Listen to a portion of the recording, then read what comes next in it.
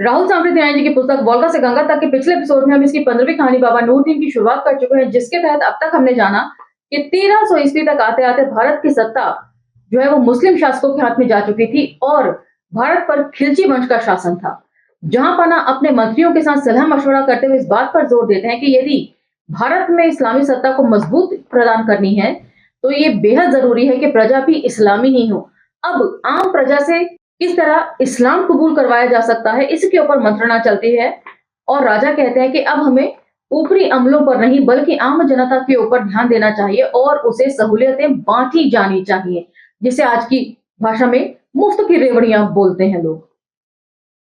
इस पर मंत्री उन्हें सलाह देते हैं कि यदि ऊपरी अमलों से बिगाड़ की गई तो इस्लामी सत्ता का भारत में टिके रहना बेहद मुश्किल है, क्योंकि सत्ता भले ही मुसलमानों की हो इस वक्त भारत में, लेकिन व्यवस्था जो है वो आज भी इन्हीं ऊपरी अमलों के हाथ में है और यही ऊपरी अमले जो हैं तहसीलदार बन जाने के लालच में इस्लाम धर्म कबूल किया करते थे।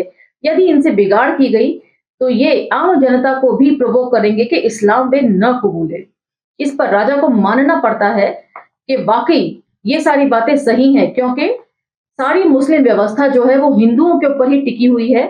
मुस्लिम शासकों को कर देने वाले भी हिंदू हैं और उनकी सेना के सिपाही से लेकर सेना नायक तक सभी हिंदू हैं। एपिसोड हमने यहां खत्म किया था और उसे वहीं से पिक करेंगे, तो चलिए मेरे साथ। जय भीम, मैं शालिनी और आप देख रहे हैं अंबेडकर नामा। दो एक लाइन पीछे से लूंगी ताकि कंटिन्यूटी बनी रहे।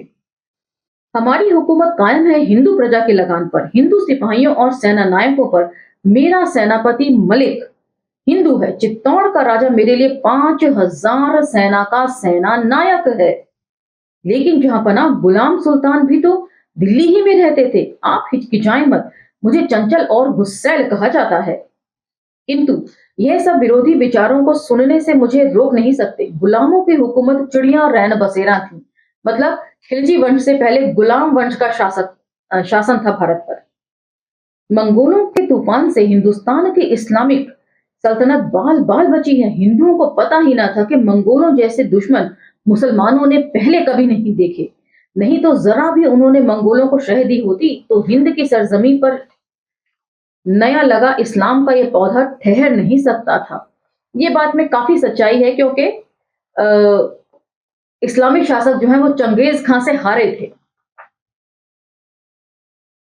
जानते हैं ना, चंगेज का खानदान दुनिया की सबसे बड़ी सल्तनत चीन पर हुकूमत कर रहा है।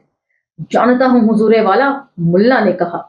और वह खानदान समनिया मजहब को मानता है। समनिया मजहब माने बुद्धिस्ट हैं, बौद्ध धर्म को मानते हैं। समनिया, उनके बहुत से मठों मंदिरों के जला देने बर्बाद करने पर भी अभी ये मजहब कुफ्र का साकार स्वरूप हिंद की सरजमी से उठा नहीं। कुफ्र का साकार स्वरूप वही क्यों? जहां पना हिंदुओं ब्राह्मणों के मजहब में तो सृजनहार यानी कि सृजनहार अल्लाह का ख्याल भी है, किंतु समनिया तो उससे बिल्कुल इनकार करते हैं। तो यहाँ पर एक बात दी हुई है, हम पहले की कहानियों में लगातार पढ़ते आ रहे हैं कि किस तरीके से हिंदुओं ने बौद्ध धर्म को अपने लिए खतरा मानकर उनके जो है मंदिरों मठों को तोड़ा बेदर्दी से और बौद्ध भिक्षुओं का बेदर्दी से कत्लेआम किया। लेकिन यहाँ पर बौद्ध भिक्षुओं का एक अलग रूप देखने को आपको मिलेगा, जरा ध्यान से सुनिए। चंगेज का खानदान आज नहीं, उसके पोते कुबले खान के जमाने से ही अपने को समानों का मुरीद मानता है, मतलब बुद्ध का स्तुतिकार मानता है। यही नहीं, खुद चंगेज की फौज में मंगोलों के बहुत से समनी सिपह सालार तथा सैनिक थे। बुखारा, समरकंद, बलख आदि इस्लामी दुनिया के शहरों को मुसलमानों की सभ्यता के समस्त केंद्रों को उन्होंने चुन चुन कर तबाह कर डाला। उन्होंने हमारी औरतों को बिना ऊंचे नीचे घराने का ख्याल किए आम तौर से दासी बनाया, बच्चों को बेदर्दी से कत्ल किया। इन सब जुल्मों के प्रोत्साहन देने वाले वही समनी मंगोल थे। वे कहते थे, अरबों ने हमारे बिहारों को बर्बाद किया, हमारे नगरों को जलाया, हमारे बच्चों को मारा, हमें उसका बदला लेना है। ख्याल कीजिए, यदि मंगोल कहीं हिंदी समनियों अर्थात बौद्धों से मिलकर हिंदुओं को अपनी ओर खींचने में सफल होते तो इस्लाम की क्या हालत हुई होती। तो यहाँ पर अब मैं थोड़ा सा एक्सप्लेन करना चाहूंगी। यहाँ पर राहुल सांकृत्यायन जी सारा इल्जाम लगा रहे हैं मुस्लिम शासकों पर कि मुस्लिम शासकों के ऊपर ऐसा इल्जाम चंगेज खान लगाता था कि मुस्लिम शासकों ने जो है वो बौद्ध मठों को तोड़ा है, ध्वस्त किया है। और चूंकि चंगेज खान बौद्ध धर्म को मानने वाला था, इसीलिए वो मुगलों से बदला लेना चाहता था। और यदि भारतीय बौद्धों ने चंगेज खान का साथ दिया होता और हिंदू जो लगातार बौद्ध धर्म अपना रहे थे वो बुद्धिस्ट बन गए होते, तो इस्लाम इस धरती पर पनप ही नहीं पाता, बर्बादी होती जहां पना। इसलिए हमें बालू की रेत पर अपने राज्य की नींव नहीं रखनी चाहिए। हम गुलामों की नकल नहीं कर सकते। वजीर अब तक चुप था, अब उसने मुंह खोला, लेकिन सरकार अली, गांव के अमलों की ताकत कमजोर होने पर सल्तनत कैसे वहां तक पहुंचेगी? जब रेशम पहनने वाले घोड़ों पर चलने वाले अमले थे तब कैसे काम चलता था?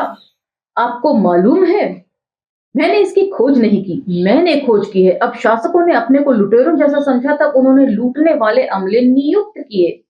पॉइंट टू बी नोटेड कि अमले क्या किया करते थे। मुगल, आप कितना मर्जी उन्हें बदनाम कर लीजिए, लेकिन व्यवस्था जो है वो उनके हाथ में कभी भी नहीं थी। वे सिर्फ सत्ताधारी थे। और सत्ता को देखता कौन था, उसकी देखरेख कौन करता था? वे यही सवर्ण हिंदू किया करते थे। और पिछले एपिसोड में हमने देखा है कि यदि कर वसूल किया जाता था तो उसका मोटा भाग जो है ये अमले रख लिया करते थे, और एक पैसा ही जो है वो खजाने में जमा हो पाता था। ऐसा समय जब सब जगह होता है, उससे पहले हर गांव में पंचायत होती थी, जो गांव की सिंचाई, लड़ाई झगड़े से लेकर सरकार को लगान देने तक का सारा प्रबंध स्वयं करती थी।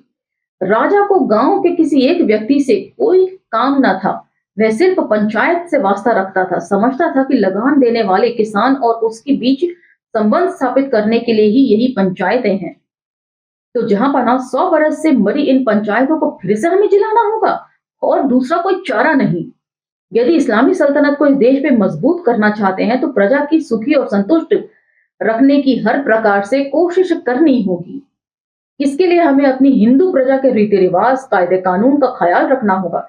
दिल्ली की सल्तनत में इस्लामी शरीयत विद इन ब्रैकेट कानून नहीं, सुल्तानी शरीयत बरती जाएगी। इस्लाम का प्रचार मुल्लों का काम है, इन्हें हम वजीफे दे सकते हैं। सूफियों का काम है और वे बहुत अच्छी तरह कर रहे हैं। इनके खानकाहों विद इन ब्रैकेट मठों को हम नकद या सरकारी लगान विद इन ब्रैकेट माफी दे सकते हैं। तो ये कई तरह के तौर तरीके अपनाने की बात हो रही है कि किस तरीके से लोगों को ज्यादा से ज्यादा खुश किया जा सकता है। अब इसका दूसरा दृश्य है, इसे भी आप जरा ध्यान से सुनिएगा। वर्षा बीत चुकी थी, किंतु अभी भी ताल तलैया में पानी भरा हुआ था। बड़ी बड़ी मेड़ों से घिरे धान के खेतों में पानी भरा हुआ था, जिसमें धान के हरे हरे पुंजे लहरा रहे थे। चारों ओर दूर तक फैली मगध की हरी हरी क्यारियों के बीच Hilsa with in bracket Patna का एक बड़ा गांव था, जिसमें कुछ व्यापारियों के ईंटों के पक्के मकान थे, बाकी किसानों और कारीगरों के फूस या कपड़ैल के। इसके अतिरिक्त कुछ ब्राह्मणों के घर थे जो उनसे कुछ बेहतर अवस्था में थे। हिल्सा के मंदिरों को 100 वर्ष पहले मोहम्मद बिन बख्तियार खिलजी की सेना ने ही ध्वस्त कर डाला था, और इसके बाद उनके खंडहरों में ही हिंदू जहां तहां पूजा कर लेते थे। तो यहाँ पर बौद्ध विहारों को या बौद्ध मठों को ध्वस्त करने की बात नहीं कही गई है मुसलमान शासकों द्वारा, हिंदू मंदिरों को ध्वस्त करने की बात है। गांव के पश्चिमी छोर पर बौद्धों का मठ था, जिसका प्रतिमा गृह, मतलब जहां मूर्ति स्थापित की जाती है वो वाला कमरा, प्रतिमा गृह तो टूट फूट गया था, किंतु घर अब भी आबाद थे। मठ के भीतर घुसकर उसके निवासियों को देखकर कोई नहीं कह सकता था कि बौद्ध भिक्षु उसे छोड़कर चले गए हैं। उस दिन शाम के वक्त मठ के बाहर के पत्थर के छोटे चबूतरे पर एक अधेड़ पुरुष बैठा था। उसके शरीर पर पीला काशाय था, उसका सिर और भौहें घुटी हुई थी, मतलब नहीं थे बाल। मूछें, दाढ़ी के बाल बहुत छोटे, हफ्ते भर की बनी हुई थी। उसके हाथ में कांट की माला थी। आश्विन की पूर्णिमा का दिन था। गांव के नर नारी खाना, कपड़ा तथा दूसरी चीजें लेकर कायाशधारी पुरुष के सामने रख अर्थात चढ़ाकर हाथ जोड़ रहे थे। पुरुष का हाथ उठा, रिस्म मुख से उन्हें आशीर्वाद दे रहा था। यह क्या है? हिल्सा का पुराना बौद्ध मठ तो नष्ट हो गया है, हाँ, किंतु श्रद्धा मठों से बाहर भक्तों के दिलों में हुआ करती है। आज हिल्सा के काशायधारी बाबा को देख क्या बौद्ध भिक्षु छोड़ और कुछ कह सकते हैं? वह अविवाहित हैं, यही नहीं उनके 4 पहले के गुरु भी अविवाहित काशायधारी थे। हिंदू या बौद्ध से मुसलमान बने 5-10 कारीगर घरों में इसे खानकाह कहकर पुकारा जाता है। ब्राह्मण और कुछ बनिए भी इसे मठ नहीं कहते, किंतु बाकी गांव के लिए ये अब भी विचार मठ है। उनके बाबा की पहले की जात पात ना होती थी और ना इन नए बाबाओं की जात है। उन्होंने भी उन्हीं की भांति ये भी काशाय पहनते अविवाहित रहते हैं और बीमार होने पर यही लोगों के भूतों को झाड़ते हैं। मरण और शोक के समय यही अलग निरंजन निर्माण का उपदेश दे सांत्वना प्रदान करते हैं। इसलिए आज शरद पूर्णिमा की प्रावणना के दिन लोग पहले की भांति इन मुस्लिम भिक्षुओं को भी पूजा चढ़ाते हैं। और कारीगर मुस्लिम पहले जैसे उन बौद्ध भिक्षुओं को अपना पूज्य गुरु मानते थे, उसी तरह अब अपने बाबा और उनके काशाईधारी चेलों को मानते हैं। मतलब गरीब जनता जो है उसने मुस्लिम धर्म अपना लिया है, लेकिन ये आज भी जो है बौद्धों का सम्मान करते हैं। और एक मुस्लिम भिक्षु हैं जो बौद्ध मठ की, टूटे फूटे बौद्ध मठ की देखरेख किया करते हैं और आसपास के मुस्लिम परिवार जिन्होंने इस्लाम धर्म कबूल कर लिया है वो आज भी बौद्ध मठों में जाकर भिक्षा चढ़ाते हैं। मतलब धर्म बदल लिया लेकिन संस्कार नहीं बदले गए, संस्कार जस के तस हैं। और यही वजह है कि आज जाति की छूट सब जगह पाई जाती है। जितने भी सवर्ण हिंदू थे उन्होंने हिंदू धर्म छोड़कर चाहे मुस्लिम धर्म हो चाहे क्रिश्चियन धर्म हो अपनाया, लेकिन अपने संस्कारों के साथ अपनाया। और यही बात जो है वो अस्पृश्य या निम्न जाति के हिंदुओं पर भी लागू होती है। वे भी अपने संस्कारों को छोड़कर दूसरे धर्मों के संस्कारों को नहीं अपना सके। यही इस कहानी में लिखा है इस वक्त। खानकाह के पुराने महंतों विदिन ब्रैकेट पीरों की समाधियों अर्थात कब्रों की वंदना कर गांव वाले धीरे धीरे चले गए। रात के बीतते के साथ दूध सी चांदनी चारों ओर छिटक गई। उसी वक्त कारीगर घरों की ओर से 2 आदमियों के साथ कोई आंगन की ओर आता दिखलाई पड़ा। नजदीक आने पर बाबा ने मौलवी अबुल अलाई को पहचाना। उनके सिर पर सफेद अमामा, शरीर पर लंबा चोगा, पैरों में जूतों से ऊपर पायजामा था। उनकी काली दाढ़ी हवा के हल्के झोंके से हिल रही थी। बाबा ने खड़े हो दोनों हाथों को आगे बढ़ाते हुए मधुर स्वर में कहा, आइए मौलाना अबुल अलाई, अस्सलाम अलैकुम। बाबा मौलाना के सिकुड़ते हाथों को अपने हाथों में ले उनके बगल गिर हुए, मतलब बगल में बैठ गए। मौलाना ने भी बेमन से वालेकुम सलाम किया। बाबा ने नंगे चबूतरे के पास जाकर कहा, हमारी तख्त यही नंगा पत्थर है, तशरीफ रखिए। मौलाना के बैठ जाने पर बाबा भी बैठ गए। बात पहले मौलाना ने ही शुरू की, शाह साहेब, जब यहाँ काफिरों की भीड़ लगी थी तो मैंने ठहर कर देखा था इस तमाशे को। तमाशा भले ही कह ले मौलाना, किंतु काफिर ना कहें, नूर के कलेजे में इससे तीर लगता है। ये हिंदू काफिर नहीं तो और कौन है? सभी में वही नूर समाया है। नूर और कुफ्र, रोशनी और अंधेरे की तरह एक जगह नहीं रह सकते। तुम्हारा ये सारा तसव्वुफ विदिन ब्रैकेट वेदांत इस्लाम नहीं, गुमराहियत है। हम आपके ख्यालों को गुमराहियत नहीं कहते, हम नदियां एक घाट बहुतेरे के मानने वाले हैं।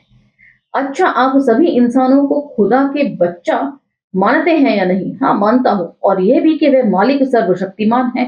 हाँ मौलाना, मेरे उस सर्वशक्तिमान मालिक के हुक्म के बिना जब पत्ता भी नहीं हिल सकता तो हम और आप अल्लाह के सारे बच्चों को काफिर कहने वाले कौन? बात तो बिल्कुल सही कही है बाबा ने। अल्लाह चाहता तो सबको एक रास्ते पर चलाता, नहीं चाहता है इसका मतलब है सभी रास्ते उसे पसंद है। शाह साहब, मुझे ना सुनाइए तसव्वुफ की झूठों को। लेकिन मौलाना, यह तो मैंने इस्लाम के ही दृष्टिकोण से कहा। हम सूफी को अल्लाह और बंदे में फर्क नहीं मानते। हमारा कलमा विदिन ब्रैकेट महामंत्र तो है अन ल हक विदिन ब्रैकेट मैं सत्यदेव हूं, हम ओ अस्त विदिन ब्रैकेट हम वही ब्रह्म हैं, सब वही ब्रह्म है। ये कुफ्र है, आप ऐसा ख्याल करते हैं। पहले भी कितने ही लोगों ने ऐसा ख्याल किया था, किंतु सूफियों ने अपनी शहादत खून से इस सत्य पर मुहर लगाई और आगे भी जरूरत पड़ने पर हम मुहर लगाएंगे। ये बात पढ़कर तो ऐसा लगता है कि सूफी जो सबके बीच में शांति का पैगाम भेजते थे और कहते थे कि सब जो हैं वो अल्लाह के बच्चे हैं, चाहे उन्हें ईश्वर का बच्चा कहें, लेकिन सब एक बराबर है। ऐसा प्रचारित करने वाले सूफियों को शायद मार दिया जाता होगा। ये लाइन पढ़कर तो मुझे ऐसा ही लग रहा है। लाइन में दोबारा पढ़ रही हूँ, हो सकता है मेरे पढ़ने में गलती हो, आपको लगे कि मैं गलत हूं तो कमेंट सेक्शन में जरूर बताइएगा। आप ऐसा ख्याल करते हैं, पहले भी कितने ही लोगों ने ऐसा ख्याल किया था, किंतु सूफियों ने अपनी शहादत खून से इस सत्य पर मुहर लगाई और आगे भी जरूरत पड़ने पर हम मुहर लगाएंगे। मतलब अपने खून से मुहर लगाई है, खून दिया है अपना। खून देने का मतलब तो बलिदान ही होता है, मार गिराया। आप लोगों की वजह से इस्लाम यहाँ फैलने नहीं पाता। हमने तुम्हारी आग और तलवार को दिल से बुरा जरूर समझा, किंतु हाथ से नहीं रोका। फिर आपने कितनी सफलता पाई। आप लोग अपने धर्म को सत्य बतलाते हैं। तो यहाँ पर राहुल सांकृत्यायन जी एक सवालिया निशान भी उठा रहे हैं सूफी परंपरा के ऊपर कि सूफी परंपरा जो है वो उसने कभी भी आगे बढ़कर तलवार उठाने वाले मुस्लिम लोगों का हाथ नहीं पकड़ा। एक तरीके से आरोप लगा रहे हैं, बिल्कुल वैसे ही आरोप जैसा कि बुद्ध और महावीर पर इन्होंने लगाया था कि धर्म प्रदर्शक बहुत सारे हुए, लेकिन उन्होंने कभी भी दास्ता को खत्म नहीं किया, उसकी तरफ से आंखें ही मूंदे रहे। आप लोग जिनके धर्म को सत्य बतलाते हैं, हाँ, क्योंकि महान सत्य को कुल्हिया में बंद करने की ताकत हम में आप में नहीं पाते। यदि इस्लाम अपने शहीदों के कारण सच्चा है, यदि तसव्वुफ अपने शम्सो मंसूरों की शहादत से सच्चा है, तो हिंदुओं ने भी तुम्हारी तलवारों के नीचे हंसते हंसते गर्दन रख हिंदू मार्ग को सच्चा साबित किया है। हिंदू मार्ग और सच्चा, हिंदू का मार्ग पूरब का, हमारा पश्चिम का बिल्कुल उल्टा। इतना उल्टा होता तो क्यों आज शाम को गांव के इन किसानों ने मुसलमान मठ की पूजा की। आप मुसलमानों में हिंदूपन की गंध मात्र नहीं देखना चाहते मौलाना, हाँ, नहीं रखना चाहता तो हमारी सदवा मुसलमानिनों का सिंदूर तो जाकर धुलवाइए। धुलवाएंगे। बाबा ने हंसकर कहा, सिंदूर धुलवाएंगे जीते जी? जुम्मन बताओ बेटा, क्या तुम्हारी सलीमा मान लेगी इसे? नहीं बाबा, मौलवी साहब को मालूम नहीं, सिंदूर विधवा का धोया जाता है, पास ही खड़े जुम्मन ने कहा। तो ये हिंदू हैं जिन्होंने इस्लाम कबूल कर लिया है, लेकिन संस्कार वही के वही हैं हिंदुओं वाले। मुसलमानों में तो सिंदूर नहीं लगाया जाता, लेकिन मुस्लिम धर्म में कन्वर्ट हुए लोग सिंदूर भी लगाते हैं, मंगलसूत्र भी पहनती हैं उनकी औरतें। बाबा ने अपनी बात को जारी रखते हुए कहा, क्षमा करना मौलवी अबुल अलाई, हम सूफी न किसी मुसलमान के टुकड़ों पर यहाँ आकर बसे हैं, न किसी अमीर के दान पर।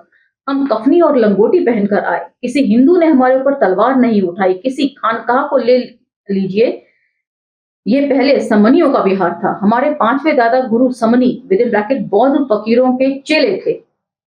बनावटी नहीं, वे बुखारा से आए थे और उनके तसव्वुफ से खिंचकर चेला बने थे। तो हम पहले पढ़ चुके हैं कि किस तरीके से यवन जो है वहां भी बौद्ध धर्म का प्रचार प्रसार हुआ और बहुत से यवन जो हैं ईरान में ही बौद्ध धर्म की शिक्षा लेकर भारत तक आए और यहीं की सरजमी पर बस गए। तसव्वुफ सब जगह एक ही है। बाहरी चोले से उनका झगड़ा नहीं, वह चोला समनी का भी हो सकता है, हिंदू का भी और मुसलमान का भी। हमारे उन गुरु के बाद ये खानखाह मुसलमान नाम रखने वाले फकीरों की है। हमने चोला बदलने पर जोर नहीं दिया, हमने प्रेम सिखलाया, जिसका फल देख रहे हैं। गांव गांव में हमसे घृणा करने वालों की कमी पंडितों ने जड़ता दिखलाई। वे प्रेम के पंथ को नहीं पहचान सके, जैसा आप लोग नहीं पहचान सके। उसी से जुम्मन के बाप दादों ने हिंदू नहीं मुसलमान नाम रखना पड़ा और अब उनके यहाँ आपकी भी खातिर होती है। तो आज का ये एपिसोड हम यहीं विराम देते हैं। इसमें जानने समझने को बहुत सारा है, विचार मंथन बहुत करने की जरूरत है। किस तरीके से गंगी जमनी तहजीब जिसको हम कहते हैं उसकी शुरुआत हुई, सूफी लोगों ने करी, संत फकीरों ने करी, लेकिन बहुत बार शायद उनका जीवन भी उन्हें गंवाना पड़ा इस प्रेम के रास्ते को अपनाने की वजह से। इन सब चीजों के बारे में आप क्या सोचते हैं, मुझे कमेंट सेक्शन के थ्रू जरूर बताइएगा। वीडियो पसंद आए तो लाइक शेयर सब्सक्राइब भी कीजिएगा। असहमतियों का भी स्वागत है। अब मुझे आगे दीजिए, अगले एपिसोड में डिस्कोर्स को आगे बढ़ाएंगे। जय भीम, धन्यवाद।